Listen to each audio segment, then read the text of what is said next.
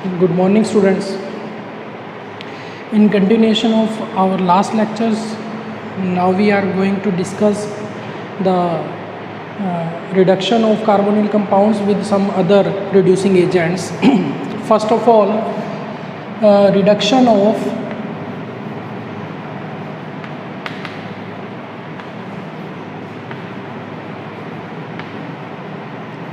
carbonyl compounds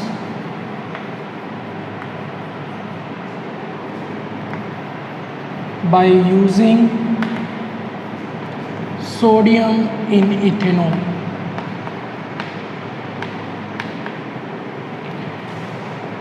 Sodium in ethanol is also a useful reducing agent. It can reduce aldehydes to primary alcohols and secondary ketones to the secondary alcohols.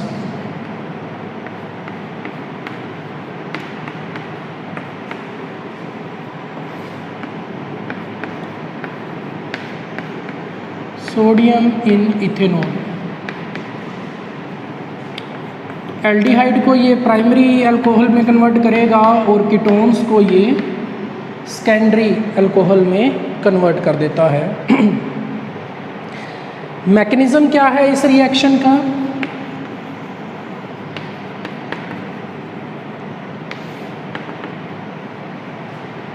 हम यहाँ पर use कर रहे हैं sodium metal. Sodium metal, as we know, it is an electropositive, highly electropositive metal atom. तो इस metal का काम क्या है? मेटल क्या होते हैं? Which donates electrons. तो सोडियम मेटल हम यूज़ कर रहे हैं। सोडियम मेटल क्या करेगा? अपना इलेक्ट्रॉन जो है वो डोनेट करेगा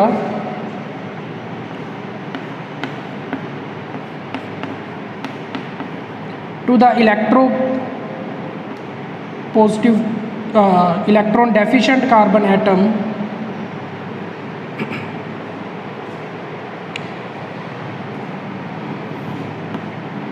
फर्दर हम इसमें यूज़ कर रहे हैं इथेनॉल। इथेनॉल का काम क्या है? यहाँ पर इथेनॉल किस लिए यूज़ किया जा रहा है? Ethanol is a proton donor. तो इस रिएक्शन में इथेनॉल क्या है? Ethanol is a proton donor. तो वो प्रोटॉन डोनेट करेगा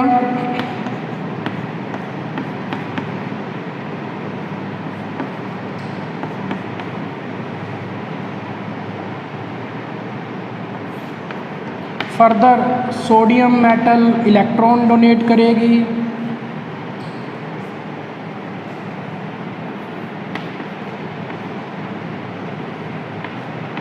जिसकी वजह से एनायन बनेगा, कार्बन के ऊपर नेगेटिव चार्ज आ जाएगा।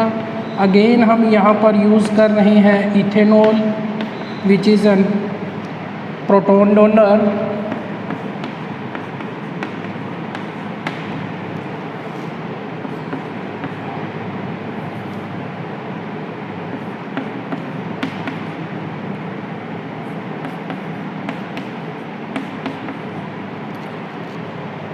तो इस तरह से हमारा फाइनल प्रोडक्ट जो है वो बनेगा।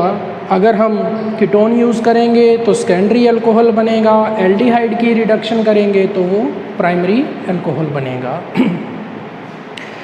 Sodium in ethanol can also use for the reduction of esters.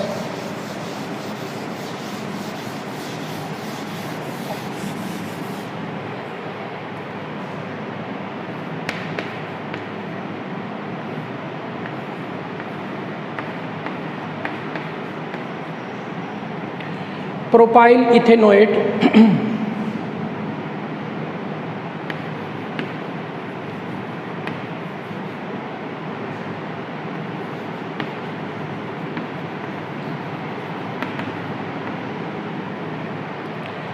Propyl ethanoate का हम एग्जाम्पल ले रहे हैं। सोडियम इन इथेनॉल हम यूज़ कर रहे हैं यहाँ पर for the reduction of ester. तो उसमें जो प्रोडक्ट बनेगा, एक तो बनेगा इथेनॉल और दूसरा बनेगा प्रोपेनॉल।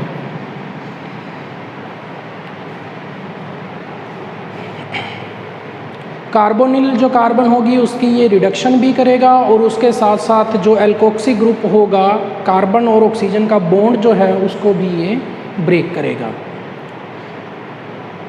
तो हमारे पास मिक्सचर ऑफ अल्कोहल्स जो है वो प्रोडक्ट बनेगा।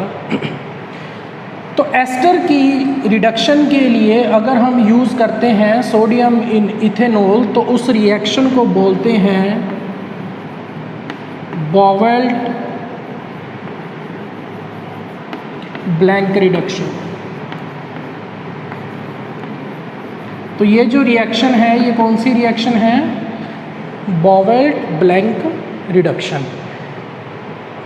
बॉवेल्ट ब्लैंक रिडक्शन क्या है? जब हम एस्टर की रिडक्शन करते हैं विद सोडियम इन इथेनॉल। तो सोडियम इन इथेनॉल जब हम यूज़ करेंगे एस्टर की रिडक्शन के लिए तो उस रिएक्शन को हम बोलेंगे बॉवेल्ट ब्लैंक रिडक्शन। मैकेनिज़्म क्या है इस रिएक्शन का? जो लास्ट रिएक्शन में हमने पढ़ा मैकेनिज़्म वही।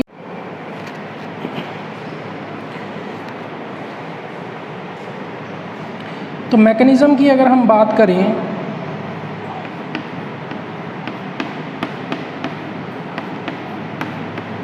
तो हम यहाँ पर सोडियम मेटल यूज़ कर रहे हैं जो कि इलेक्ट्रॉन डोनर का काम करेगा।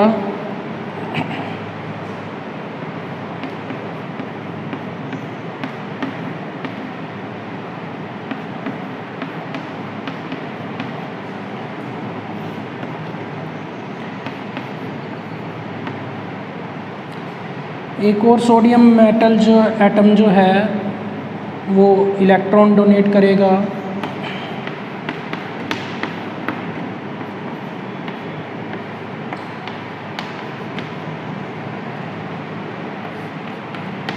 इथेनॉल हम यहाँ पर यूज़ कर रहे हैं which is proton donor.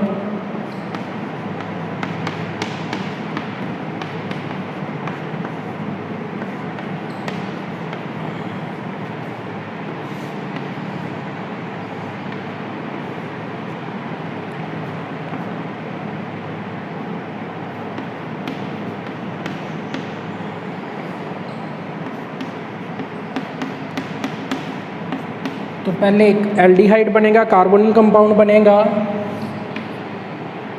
Carbonyl compound की फिर उसी तरह से रिडक्शन होगी जो हमने पिछली रिएक्शन में पढ़ा है।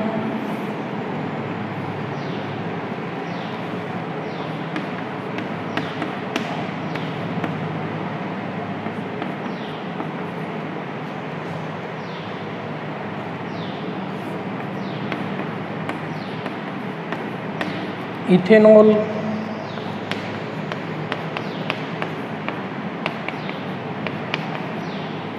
और फिर हम फाइनली इसको वर्कअप करेंगे, रिएक्शन को एसिडिफाई करेंगे तो हमारा फाइनल प्रोडक्ट हमारे पास आ जाएगा अल्कोहल।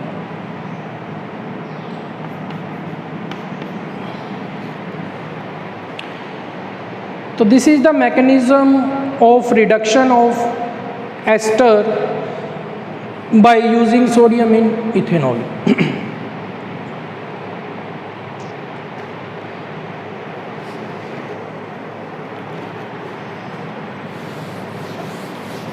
तो एस्टर की सोडियम इथेनॉल के साथ रिडक्शन को हम बोलते हैं Bouveault Blanc reduction.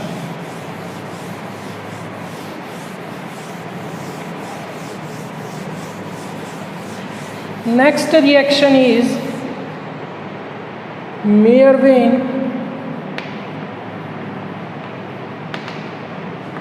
Ondorf Verlet reduction।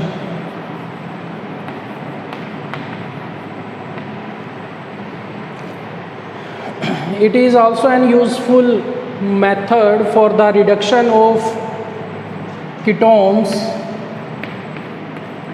into secondary alcohols in presence of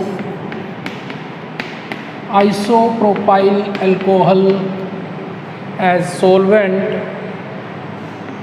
and catalyst which is used in this reaction is aluminium triisopropoxide.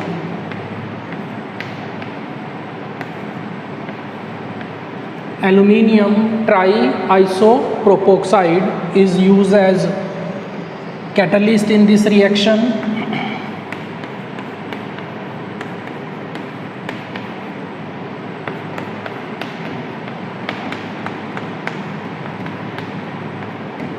तो आइसोप्रोपाइल अल्कोहल जो है वो यहाँ पर हमारा सोलवेंट भी है और उसके साथ साथ रिड्यूसिंग एजेंट भी है।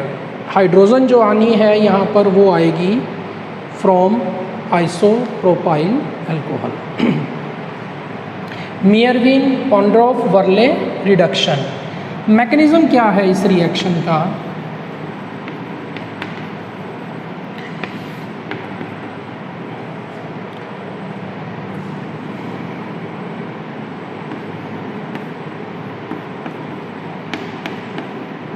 हम यहाँ पर यूज़ कर रहे हैं aluminium आइसोप्रोपोक्साइड।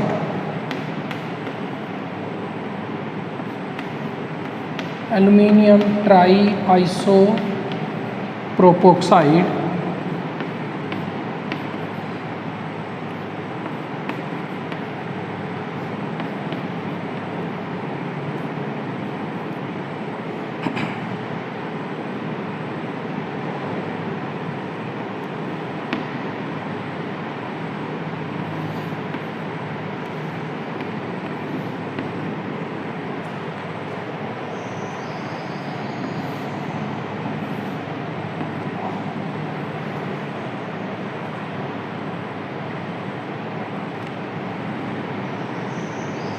Aluminum isopropoxide is used as catalyst in this reaction.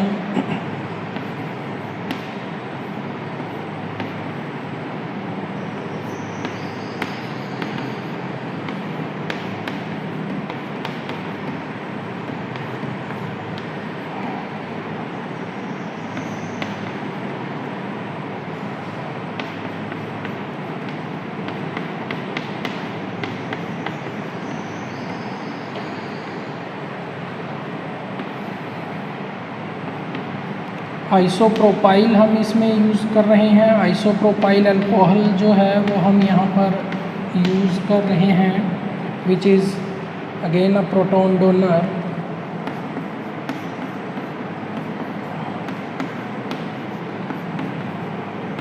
और हमारा कैटलिस्ट जो है वो रीजनरेट हो जाएगा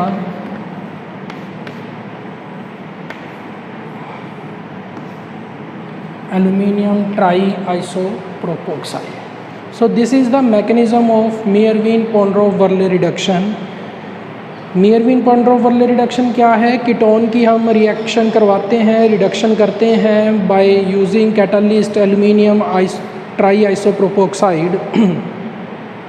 एल्यूमिनियम ट्राईआइसोप्रोपोक्साइड पहले प्रोटॉन हाइड्रोजन ट्रांसफ़र करेगा टू द कीटोनिक ग्रुप और उसके बाद फाइनली जो हाइड्रोजन है वो आएगा फ्रॉम आइसोप्रोपाइल अल्कोहल और हमारा जो कैटलिस्ट है वो रीजनरेट हो जाएगा aluminium ट्राईआइसोप्रोपोक्साइड।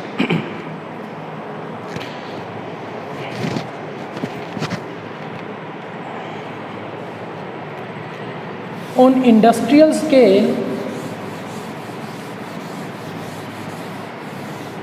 industrial scale, alcohols are prepared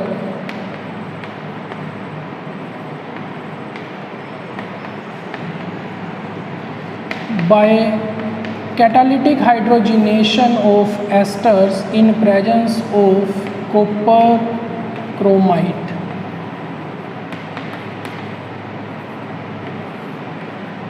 Copper chromite. Catalytic hydrogenation of esters in presence of copper chromite.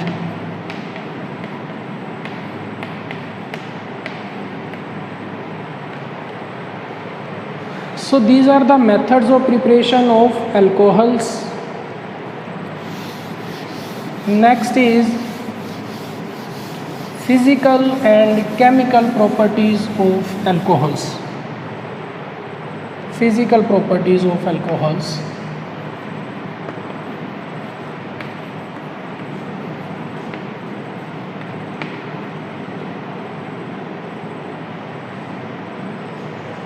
First of all, physical state.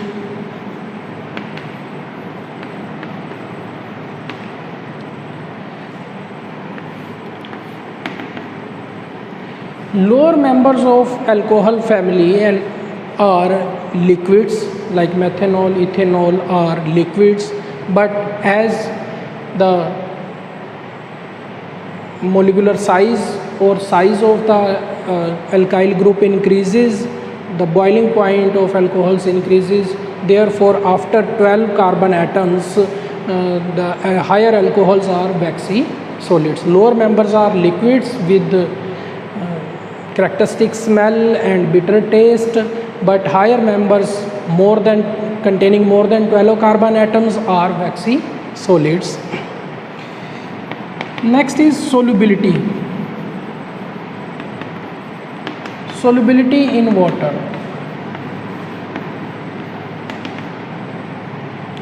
Lower members of alcohol are soluble in water. Alcohols are soluble in water, which is due to formation of hydrogen bond with the water molecules.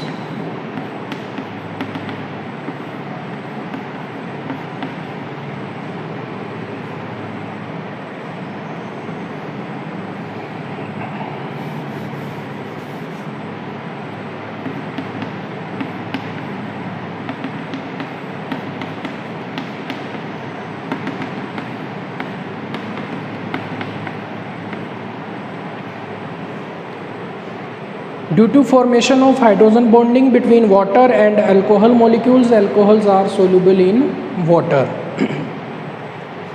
But the solubility of alcohols decreases with increase in size of alkyl group. As the size of alkyl group increases, solubility of alcohol in water decreases.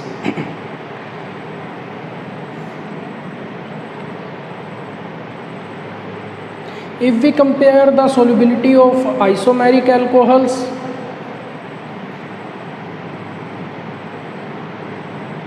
like butyl alcohol,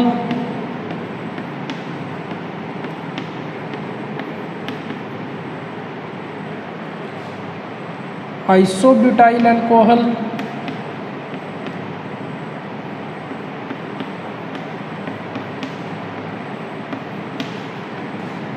secondary butyl alcohol,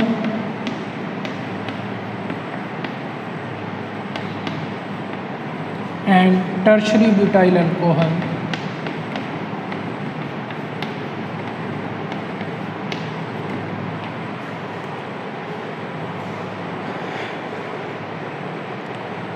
As the volume of the molecule alkyl group decreases, branching increase होगी तो volume या surface area जो है वो decrease होगा, तो उसकी वजह से सोलबिलिटी जो है वो इंक्रीज़ होगी. Tertiary butyl alcohol is highly soluble in water. तो जैसे जैसे ब्रांचिंग बढ़ेगी वैसे वैसे सोलबिलिटी जो है वो इंक्रीज़ होगी due to decrease in size या decrease in surface area of the alkyl group. Next physical property is boiling point.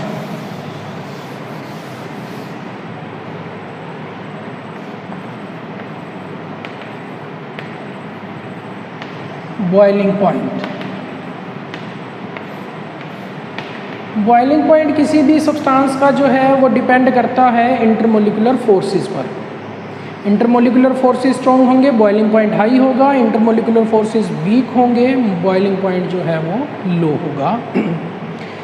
तो अगर हम बॉइलिंग पॉइंट अल्कोहल्स के बॉइलिंग पॉइंट की बात करते हैं तो alcohols have much higher boiling points as compare to alkanes,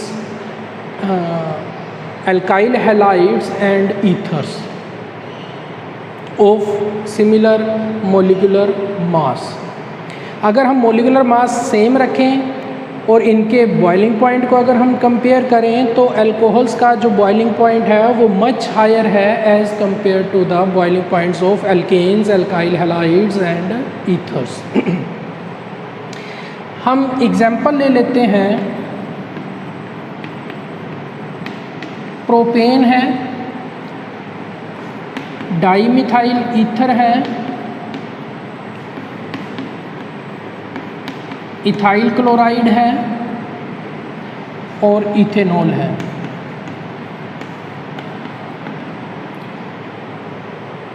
तो अगर हम इनके बॉइलिंग पॉइंट्स को कंपेयर करते हैं तो प्रोपेन का जो है बॉइलिंग पॉइंट वो 249 है, केल्विन में है ये। डाईमिथाइल ईथर का 271 के अराउंड है। इथाइल क्लोराइड का 285.5 है और अल्कोहल का जो है, इथेनॉल का जो है वो 351 है। तो ये जो हमने एग्जांपल लिया है इसमें डिफरेंट कंपाउंड्स हैं और कंपेरेबल मोलिकुलर मास है उनका। तो हम देखते हैं कि इथेनॉल का जो बॉइलिंग पॉइंट है वो बहुत ज़्यादा है इनके कंपैरिजन में। तो उसका रीज़न क्या है? अल्कोहल्स के केस में हाइड्रोजन एटम जो है वो अटैच है विद इलेक्ट्रोनेगेटिव एटम। तो जब हाइड्रोजन इलेक्ट्रोनेगेटिव एटम के साथ अटैच होगा तो वहाँ पर हाइड्रोजन बॉन्डिंग जो है, इंटरमोलिकुलर हाइड्रोजन बॉन्डिंग जो है वो आ जाएगी।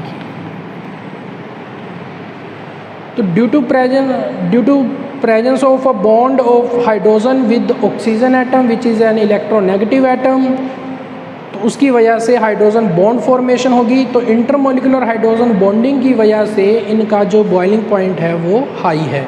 ऊपर जो हमने एग्जांपल लिए इनमें कहीं भी कोई हाइड्रोजन बॉन्डिंग नहीं है, ठीक है, वो नॉन पोलर कंपाउंड्स हैं, इस वजह से उनके बॉइलिंग पॉइंट लो हैं। लेकिन क्योंकि यहाँ पर अल्कोहल जो हैं वो पोलर हैं ड्यू टू OH बॉन्ड, और पोलर होने की वजह से ये इनमें हाइड्रोजन बॉन्डिंग आ जाती है और इसलिए इनका बॉइलिंग पॉइंट जो है वो अपने कंपेरेबल मोलिकुलर मासेस के कंपाउंड से कहीं ज़्यादा है।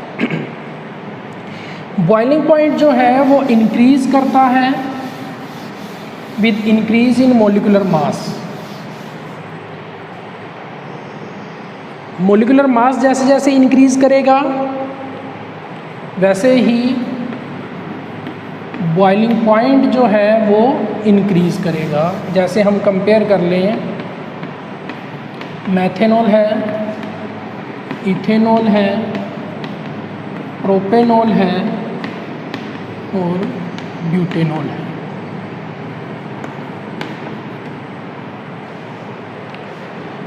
तो जैसे जैसे मोलिकुलर मास इंक्रीज कर रहा है, length of carbon chain increase कर रही है, वैसे वैसे बॉइलिंग पॉइंट जो है वो भी इंक्रीज कर रहा है। तो ये किस वजह से है? Due to increase in the length of the carbon chain और size of the alkyl group, van der Waals forces, magnitude of van der Waals forces also increases, therefore boiling points increases. पहले भी हमने बात की कि boiling points जो हैं वो डिपेंड करते हैं इंटरमोलिकुलर फोर्सेस पे। जैसे जैसे length of the carbon chain increase करेगी सरफेस एरिया बढ़ेगा, सरफेस एरिया बढ़ने की वजह से क्या होगा? Van der Waals forces increase होंगे, magnitude of van der Waals forces increase होगा तो स्ट्रॉन्ग फोर्सेस आ जाएंगे, तो इसकी वजह से उनके जो बॉइलिंग पॉइंट है वो इंक्रीज हो जाएंगे। अगर हम आइसोमेरिक अल्कोहल्स की बात करें, आइसोमेरिक अल्कोहल्स के बॉइलिंग पॉइंट की अगर हम बात करते हैं तो जैसे ब्रांचिंग इंक्रीज होगी बॉइलिंग पॉइंट जो है वो डिक्रीज होगा।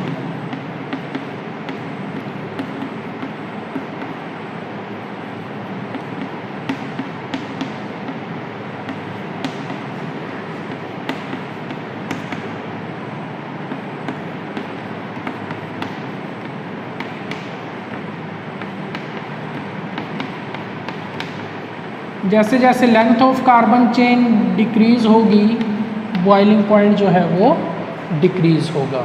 तो नॉर्मल ब्यूटाइल अल्कोहल का बॉइलिंग पॉइंट जो है इनमें सबसे ज़्यादा होता है as compare to secondary and tertiary butyl alcohols.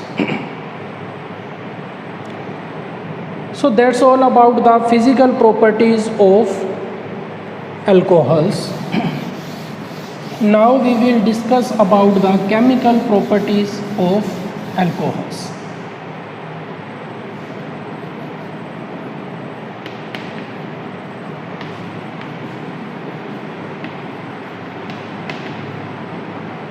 Chemical properties of alcohol. Alcohol जो है वो 3 टाइप्स की रिएक्शंस देते हैं। पहली तो वो रिएक्शंस जिसमें एक टाइप की रिएक्शन जिनमें ऑक्सीजन हाइड्रोजन बॉन्ड ब्रेक होता है, सेकंड टाइप की वो रिएक्शन शो करते हैं जिसमें कार्बन ऑक्सीजन बॉन्ड ब्रेक होता है, और थर्ड टाइप की रिएक्शन है जिसमें अल्काइल और हाइड्रोक्सिल ग्रुप दोनों ही इन्वॉल्व रहते हैं। तो ये 3 तरह की केमिकल रिएक्शंस जो हैं वो ये शो करते हैं। तो केमिकल प्रॉपर्टीज़ ऑफ अल्कोहल्स जो है वो हम नेक्स्ट लेक्चर में डिस्कस करेंगे। Thank you.